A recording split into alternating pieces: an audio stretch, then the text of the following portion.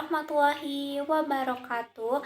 Halo semuanya, di sini saya akan sedikit berbagi ilmu mengenai sumber daya alam, yaitu kehutanan, pertambangan, kelautan, dan juga pariwisata. Nah, mungkin kita sering mendengar seberapa pentingnya keempat hal ini dan kadang kita lupa seberapa besarnya perannya bagi kehidupan kita.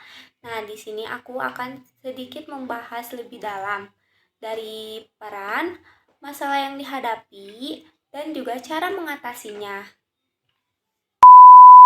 Hutan seringkali disebut dengan paru-paru bumi karena hutan dapat menghasilkan gas oksigen yang kita butuhkan untuk bernapas. Selain itu, hutan juga dapat menyerap gas karbon dioksida yang berlebihan, sehingga dapat mengurangi dampak dari pemanasan global. Hutan juga berfungsi sebagai sumber kehidupan bagi jutaan spesies seperti flora dan fauna, menjaga keseimbangan ekosistem, serta menjadi sumber air bersih bagi manusia. Akar-akar pohon di hutan juga memiliki peran sebagai penahan air hujan agar tidak langsung mengalir ke sungai, sehingga dapat mencegah banjir dan juga tanah longsor. Selain fungsi ekologis, hutan juga memberikan manfaat ekonomi seperti hasil hutan, contohnya pohon, kayu, rotan, dan juga madu, dan juga obat-obatan alami dapat dijual sehingga memberikan manfaat ekonomi. Namun, sayangnya hutan di Indonesia dan dunia saat ini sedang mengalami banyak ancaman seperti penebangan liar yang masih marak terjadi, bahkan banyak hutan yang dibakar untuk dijadikan lahan pertanian dan perkebunan. Akibatnya, luas hutan di Indonesia saat ini semakin lama semakin berkurang dari tahun ke tahun. Perusakan hutan juga dapat mengakibatkan bencana alam seperti banjir, tanah longsor, bahkan hilangnya habitat asli satwa liar seperti orang utan dan juga harimau.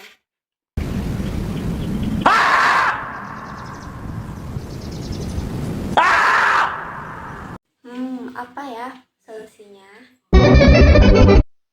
Nah, untuk mengatasi hal ini, kita dapat melakukan reboisasi, yaitu menanam pohon di lahan-lahan yang gundul. Pemerintah juga dapat menegakkan pengawasan terhadap pembalakan liar, memperkuat penegakan hukum terhadap pelanggarnya. Nah, kita juga sebagai seorang pelajar dapat berkontribusi dalam mengatasi hal ini, yaitu dengan menanam pohon di lingkungan sekitar, mengurangi penggunaan kertas, dan juga tidak membeli produk dari hasil pembakaran liar. Sumber daya tambang sangat penting bagi pembangunan dan juga kemajuan teknologi. Dari hasil tambang, kita mendapatkan bahan-bahan seperti emas, perak, batu bara, tembaga, minyak bumi, dan gas alam. Bahan-bahan itu dapat dijadikan sebagai keperluan, misalnya minyak bumi dapat dijadikan bahan bakar, batu bara bisa dijadikan sebagai pembangkit listrik, dan bahan logam-logam lainnya dapat digunakan sebagai bahan untuk pembuatan kendaraan, alat elektronik, kabel, dan juga perhiasan. Selain itu, sektor pertambangan merupakan salah satu sumber pendapatan negara dan dapat membuka lapangan pekerjaan bagi masyarakat yang berada di sekitar wilayah tambang. Namun, kegiatan tambang tidak selalu membawa dampak positif. Bila dikelola dengan tidak baik, pertambangan dapat merusak lingkungan. Contohnya, penambangan tanpa izin dapat menimbulkan bencana tanah longsor, pencemaran air, dan kerusakan habitat hewan. Bahkan, banyak pertambangan yang sudah digunakan ditinggalkan begitu saja tanpa adanya pemulihan lahan, sehingga dapat meninggalkan lubang-lubang yang besar dan berbahaya. Bahaya juga ya. Nah, lalu apa sih solusinya? Untuk mengatasi hal ini, perusahaan tambang dapat melakukan reklamasi, yaitu memulihkan lahan bekas tambang agar bisa dimanfaatkan kembali, dan pemerintahan juga dapat memperkuat pengawasan terhadap izin dan juga praktek pertambangan. Kita sebagai masyarakat juga dapat berkontribusi dengan menggunakan energi ramah lingkungan dan menghemat barang-barang dari hasil tambang agar eksploitasi sumber daya alam tidak berlebihan. Nah, sebagai negara kepulauan, Indonesia memiliki wilayah laut yang sangat luas dibandingkan dengan daratannya.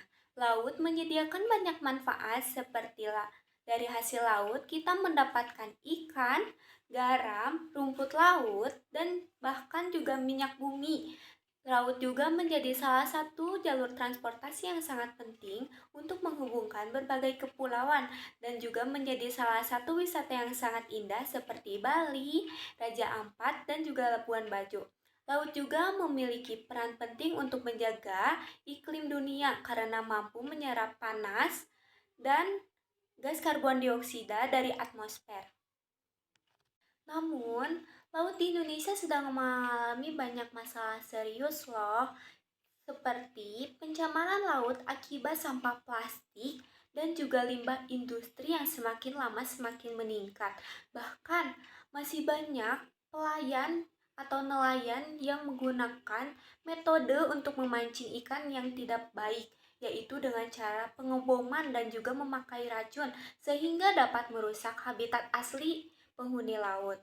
Dan pemanasan global dapat menaikkan suhu laut sehingga merusak terumbu-terumbu karang yang ada di bawah laut yang merupakan salah satu tempat tinggal ikan-ikan kecil.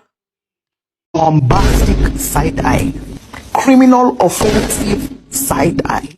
Nah, untuk mengatasi masalah ini, kita dapat menjaga kebersihan laut dengan cara tidak membuang sampah ke sungai maupun ke pantai. Karena pada akhirnya, sampah-sampah itu akan terbawa lagi ke laut. Pemerintahan juga harus memperketat aturan terhadap penangkapan liar dan juga limbah industri. Dan kita juga dapat berkontribusi dengan cara bergotong royong membersihkan pantai dan tidak menggunakan plastik yang sekali pakai. Dan kita juga dapat mendukung produk-produk hasil dari laut yang sangat ramah lingkungan. Teman-teman, laut adalah sumber kehidupan yang harus kita jaga bersama. Marilah lestarikan laut Indonesia agar tetap bersih, kaya, dan menjadi kebanggaan bangsa kita semua. Yang terakhir ada pariwisata. Pariwisata memberikan banyak manfaat, baik sisi ekonomi, sosial, maupun budaya. Tempat wisata menarik wisatawan dari dalam maupun dari luar negeri yang kemudian dapat meningkatkan pendapatan daerah, membuka lapangan pekerjaan, serta membantu pelestarian budaya lokal. Selain itu, pariwisata juga menjadi salah satu sarana untuk pengenalan keindahan alam dan juga keberagaman budaya Indonesia ke dunia internasional. Namun, pariwisata yang tidak dikelola dengan baik akan menimbulkan dampak negatif. Banyak tempat wisata yang menjadi kotor karena sampah, alam yang rusak karena pembangunan yang berlebihan, bahkan budaya lokal yang terpinggirkan karena terpengaruh modernisasi.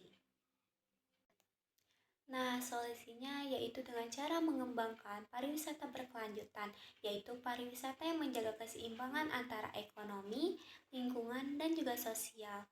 Pemerintahan juga harus memberikan aturan terhadap pengelolaan sampah, kapasitas pengunjung, dan juga pelestarian budaya lokal. Selain itu, kita juga sebagai wisatawan harus memberikan perilaku yang bijaksana dengan cara tidak membuang sampah sembarangan, menghormati adat setempat, dan tidak merusak fasilitas umum.